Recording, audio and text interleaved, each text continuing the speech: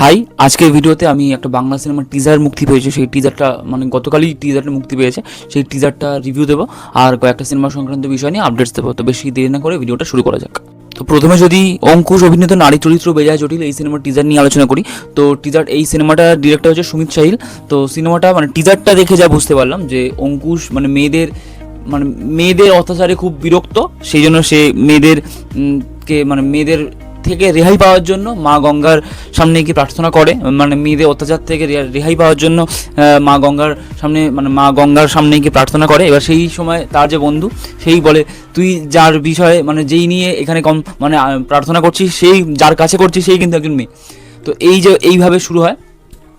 তো এরকমই একটা গল্প যে সে মেয়েদের প্রতি মানে অঙ্কুশের চরিত্রটা মেয়েদের প্রতি খুবই মেয়েদের অত্যাচারে খুব বিরক্ত, সেই জন্য সে ওইখান থেকে ওই অত্যাচার থেকে রেহাই পেতে চায়। তো এবার অঙ্কুশ এমন একজন পারফর্মার, সে কিন্তু খুব ভালো কমিক টাইমার, সে খুব ভালো কমেডি খুব ভালো করতে পারে। সেই দিক থেকে অঙ্কুশের পারফরমেন্সের জন্য কমিক টাইমিংয়ের ওপর জন্য এই কমিক পারফরমেন্স বা এক্সপ্রেশনের জন্য হাসি পাচ্ছে। কারণ অঙ্কুশ যেই ডায়লগগুলো বলছে ওই ডায়লগগুলোর মধ্যে কিন্তু খুব একটা যে কমেডি পাঞ্চ লাইন বা খুব কমিক বা হাস্যকর জিনিস আছে তা নয়, হাসি পাচ্ছে তা নয়, কয়েকটার মধ্যে আছে কিন্তু মেজরিটি অফ ডায়লগস নেই। তো সেই দিক থেকে অঙ্কুশের পারফরমেন্সের জন্য ওইগুলো দেখতে ভালো লাগছে। একটা গলদা চিংড়ির একটা সিনস আছে, অঙ্কুশের কাস্টমার গলদা চিংড়ি চাইছে না, সেই দিক থেকে ওই সময় যে অঙ্কুশের ফেশিয়াল এক্সপ্রেশন বা একটা কচি পাঠা দিয়ে একটা সিনস আছে, ওই সময় যে ফেশিয়াল এক্সপ্রেশন, লাস্টে গিয়ে দোকানদারটা বলছে বুড়ো পাঠা হলে তুমি দাঁত দিয়ে ছিঁড়তে পারবে না। তো সেই সময় অঙ্কুশ বলছে আমি তো এত বছর ছিঁড়েই এসছি।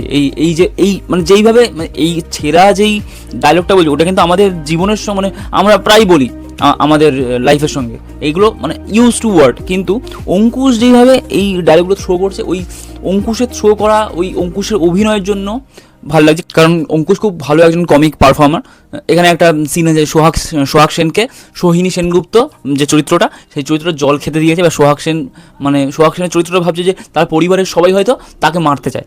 তো এটা এই যে কি বলবো, এই যে ইস্যুটা দিয়েছে, এই ইস্যুটা কিন্তু আমাদের প্রত্যেকের লাইফে কেউ না কেউ আমরা রিয়েল লাইফে দেখেছি, আমি তো অন্তত দেখেছি।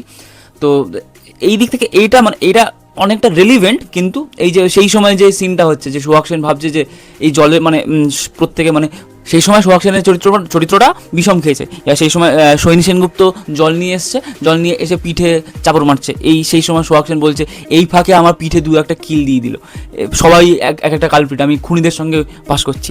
তখন তার পরের ক্ষণই অঙ্কুশ বলছে যে জলেও বিষ আছে।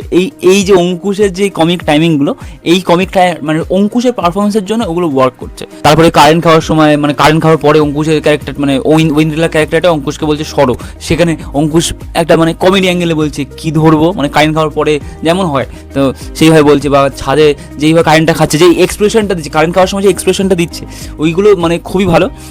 যেহেতু অঙ্কুশ খুব ভালো একজন কমিক পারফর্মার, সেই জন্য ওই সিনসগুলো খুব ভালো ওয়ার্ক করছে তার কমিক টাইমিংয়ের জন্য। কিন্তু এই টিজারটায় কিছু কমিক পাঞ্চ ডায়লগের মধ্যে কয়েকটা কমিক পাঞ্চ দরকার ছিল, যেটা নেই। ওটা হলে ভালো লাগতো। কিন্তু বাঙালি অডিয়েন্স কিন্তু কমেডি সিনেমা দেখতে চায়। এটা যদি ওভারঅল কমেডি হিসাবে খুব ভালো সিনেমা হয়ে যায়, কিন্তু এটা কিন্তু ভালো একটা ব্যবসা করতে পারে বা দর্শক টানতে পারে। তো এটাই যে এটা কিছু কমিক পাঞ্চ হলে টিজারটার ওপর কিছু অ্যাট্রাকটিভ কমিক পাঞ্চ লাইন হলে ভালো হতো। কিন্তু ওভারঅল অঙ্কুশের কমিক টাইমিংয়ের জন্য টিজারটা দেখতে ভালো লাগছে। হ্যাঁ, পাঁচ লাইন হলে ভালো হতো। কিন্তু অঙ্কুশের পুরো এই টিজারটা দাঁড়িয়ে আছে অঙ্কুশের পারফরমেন্সের ওপর।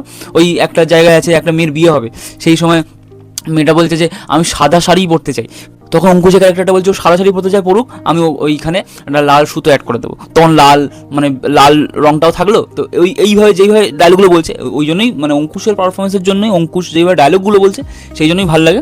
এবার বাকি টিজার এরপর যখন ট্রেলার আসবে, আলটিমেট সিনেমাটা ওভারঅল কেমন হয় সেই জন্য সেটাই দেখার। তো টিজারটা মোটের ওপর অঙ্কুশের জন্য ঠিক আছে, ভালো লাগছে। তো এবার যদি সিনেমা সংক্রান্ত বিষয় নিয়ে আপডেটসে আসি, তো প্রথম আপডেট হচ্ছে আরিয়ান খান আর সালমান খানকে কেন্দ্র করে।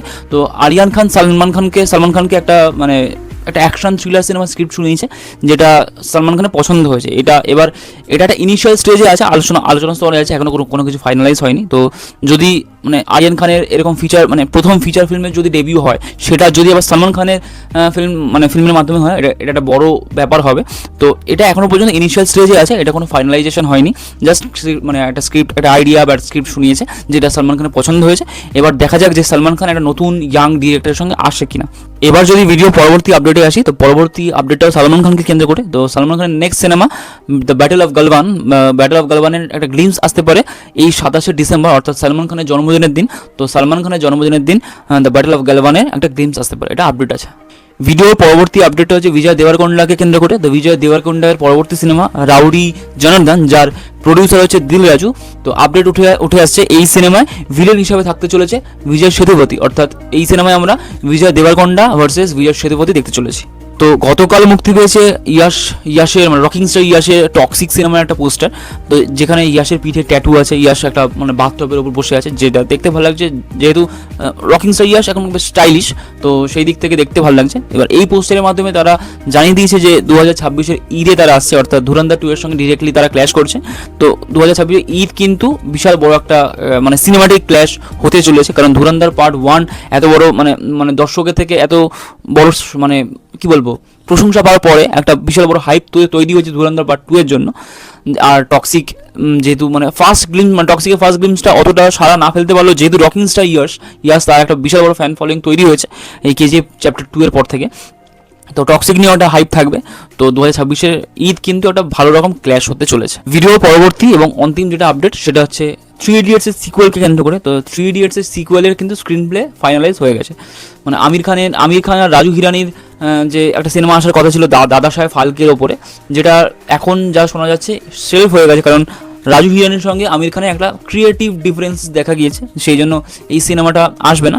তো এখন আপডেট উঠে আসছে যে রাজু হিরানি অনেকদিন ধরে এই মানে 3 ইডিয়টস 2 এর স্ক্রিন প্লের ওপর কাজ করছিল। তো এখন মানে একটা আপডেট উঠে আসছে যে ফাইনালাইজ হয়ে গেছে। তো খুব শিগগিরই হয়তো অ্যানাউন্সমেন্টে চলে আসবে। তো এটাই আপডেট যে 3 ইডিয়টসের 2 মানে 3 ইডিয়টস 2 এর মানে 3 ইডিয়টসের সিকুয়েলের স্ক্রিপ্ট ফাইনালাইজ হয়ে গেছে। এবার এটা কবে কি আসে সেটাই দেখার। এই ছিল আজকে সিনেমা সংক্রান্ত বিষয় নিয়ে আলোচনা এবং আপডেটস। তো ভিডিওটা কেমন লাগলো কমেন্টে বলবেন, আর চ্যানেলটা ভালো লাগলে লাইক কমেন্ট সাবস্ক্রাইব করবেন। Thank you.